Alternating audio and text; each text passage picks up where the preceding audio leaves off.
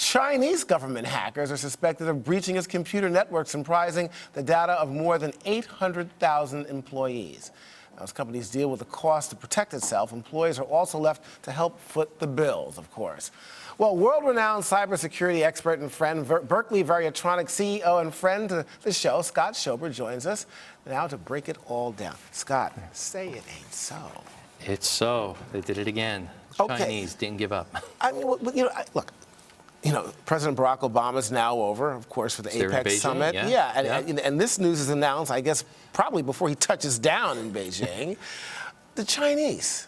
It seems like it's the Chinese. What's going on here? Yeah, in this case, I think with the U.S. Postal Service, a little bit different. It appears to be more espionage, gathering of large amounts of employees' data, 800,000. That's huge. Plus all those that have called in on the call-in center or emailed from January till about August. And just last year alone, they took about 83 million calls and emails in just the process for customer support. So if you look at that, that's probably, what, 60 million people that have called in customers where their credentials could have been compromised as well. So it's a pretty big number. It's concerning. All right, but Scott, what we understand so far is that the general public really right now is not affected by this, primarily just employees. So what was compromised? Yeah, primarily employees. But the part that's very concerning, it's not just names, it's employment date, email, address, and also social security number. And that's one that you really don't want to have out there, because obviously if somebody does get social security number for any individual, they can use that for identity theft and a lot of other things. Probably not the intent of the Chinese that have hacked this to go try to take out identity for the information, but rather mining this data, big data for government-related employees for a bigger picture, for espionage, I believe. We were talking the other day on Arise News about the dark web. Of course, that was started for something good by naval intelligence in this country, and of course, the evildoers, have taken it over. And it seems like every time you find something that can stop it, the evil folks find something even better. I guess the question is, for the average person, it almost seems like there's nothing that the average person can do, and even companies can do, to stop these kinds of cyber attacks and hacks. Yeah, that's a really good point. So what can we do as a consumer or somebody watching this? Minimize the amount of information you put out there. We hear it again and again, but social networks, don't put too much information out there about yourself, where you live, your spouse's name, the high school you attended.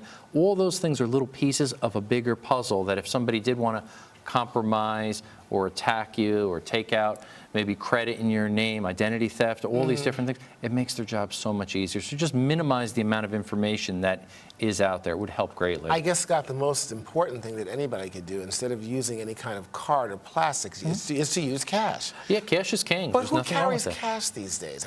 You carry cash? I do, yeah. You must have been a Boy Scout. No. You were always prepared. No, but I do know the risks of carrying traditional credit cards. And if we look at the likes of Home Depot and Target and many other retailers, it's a huge cost. I mean, it costs probably Home Depot, the recent breach, it cost them in the neighborhood of about $60 million so far. The banks, $160 million.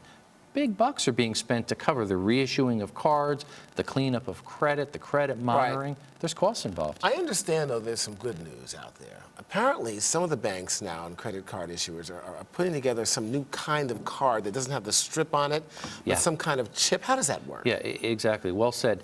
It's really a chip and pin. It's an embedded microprocessor inside of the credit card. So at your point of purchase, you have to enter an additional third factor, which is actually a password, which only you hopefully remember in your head, to minimize if they steal the information on your credit card, nobody knows your secret PIN, to make it that much safer. It's been used in Europe and globally very successfully. And of course, like everything else, it comes here last. Yeah, exactly. But you're first. You're first. Yes. Who's on first? That's Scott right. Schober, thank you, as always, sir. Appreciate you. Thank you. Appreciate it.